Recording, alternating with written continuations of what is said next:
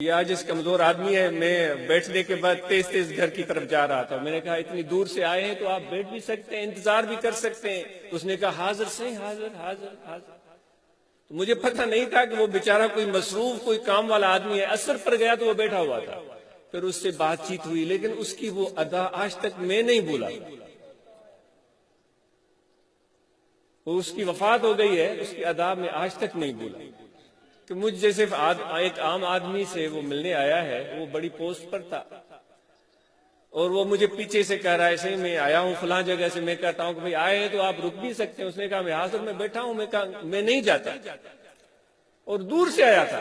تو بہرحال خواجہ صاحب کے غلاموں سے اس نے اصرار کیا کہ مجھے ملوائیں۔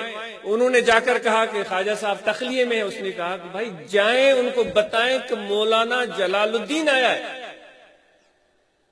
پھر وہ گئے، انہوں نے کہا کہ حضرت تخلیے میں ہے۔ اس نے کہا کہ یہ کتاب دکھائیں، یہ کوئی عام آدمی نہیں، یہ اتنی 500 صفحات کی کتاب لکھنے والا مصنف آیا ہے، ملنا چاہتا ہے۔ تو جب یہ زوردار انداز میں اصرار ہوا تو خواجہ صاحب نے کہا ان کو بلاؤ۔ وہ مولوی صاحب آ گئے اور اپنی کتاب کی فضیلت بتانے لگے۔ میں نے اس میں یہ بھی لکھا ہے، میں نے اس میں یہ بھی لکھا ہے، میں نے نماز کا کوئی گوشہ نہیں چھوڑا، ہر مسئلہ لکھا ہے، وضو کا لکھا ہے، تیمم کا لکھا ہے، طہارت کا لکھا ہے، ارکان شرائط کی باتیں کی ہیں، سنت استحباب کی چیزیں لکھی ہیں، کوئی چیز نہیں چھوڑی۔ خواجہ صاحب خاموش، ان کی ساری باتیں سنتے جا رہے ہیں۔ جب وہ علامہ صاحب بول بول کے تھک گئے تو خواجہ صاحب نے ایک بات ان سے پوچھی۔ انہوں نے، آج میں اپنے آپ سے بھی پوچھتا ہوں، آپ سے بھی پوچھتا ہوں، خواجہ صاحب نے فرمایا اتنی تفصیلات اس کتاب میں لکھی ہیں، ذرا یہ تو بتاؤ جب تم نماز پڑھتے ہو تو تمہاری کیفیت کیا ہوتی ہے، تمہاری سوچ کہاں ہوتی ہے؟ تو مولوی صاحب چپ ہو گیا۔ آپ نے فرمایا کہ بھائی کتاب تو ماشاءاللہ بڑی شاندار، لیکن یہ بتاؤ نماز جب تم ادا کرتے ہو، جب وہ رکوع جس کا ذکر تو نے کیا ہے، سجود جس کا تو نے بڑے تفصیل سے ذکر کیا ہے، تشہد اور قیام اور قعود، ان سارے اعمال میں تمہارے دل کی کیفیت کیا ہوتی ہے؟ لا صلاۃ الا بحضور القلب ہے، حدیث ہے کہ نماز ہو ہی نہیں ہوتی جب تک دل کا حضور حاصل نہ ہو۔ تو وہ چپ ہو گیا۔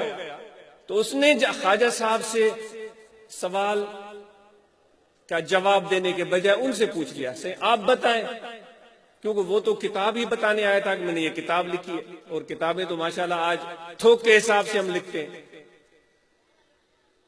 خواجہ صاحب نے اس سے کہا کہ بھائی ہم آپ سے پوچھ رہے ہیں آپ کی کیفیت کیا ہوتی ہے، آپ مجھ سے پوچھ رہے ہیں، تو سنیے، جب نظام الدین نماز پڑھتا ہے تو وہ اپنے دل کی آنکھوں سے خدا کا عرش دیکھتا ہے۔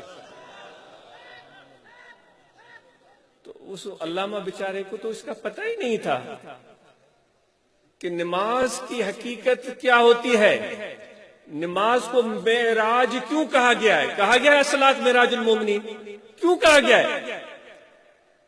تو خواجہ صاحب کے آنکھوں میں آنسو بھی آئے اور فرمایا کہ نظام الدین جب نماز پڑھتا ہے تو نماز پڑھتے ہوئے اس کی نظر خدا کے عرش پہ ہوتی ہے۔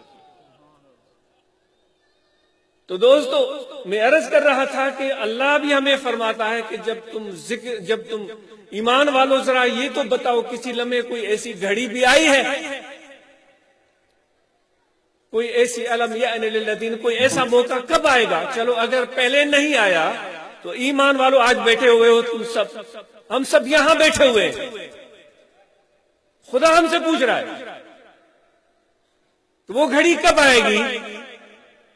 ایمان کی دعوائیں کرنے والے اور ایک دوسرے سے ٹکرانے والے اور ایک دوسرے سے لڑنے والے کہ کون بڑا مومن، کون چھوٹا مومن، کون درمیانہ مومن اور کون مومن نہیں ہے، اللہ تعالیٰ تو سب سے کہہ رہا ہے الم یعن للذین آمنوا ان تخشع، اے سب ایمان والو ذرا بتاؤ وہ لمحے کب آئیں گے، وہ گھڑی، وہ ساعت، وہ منٹ، وہ سیکنڈ کب آئے گا جب تمہارا دل غیر سے بالکل ہٹ کر مجھ اللہ کو دیکھے گا۔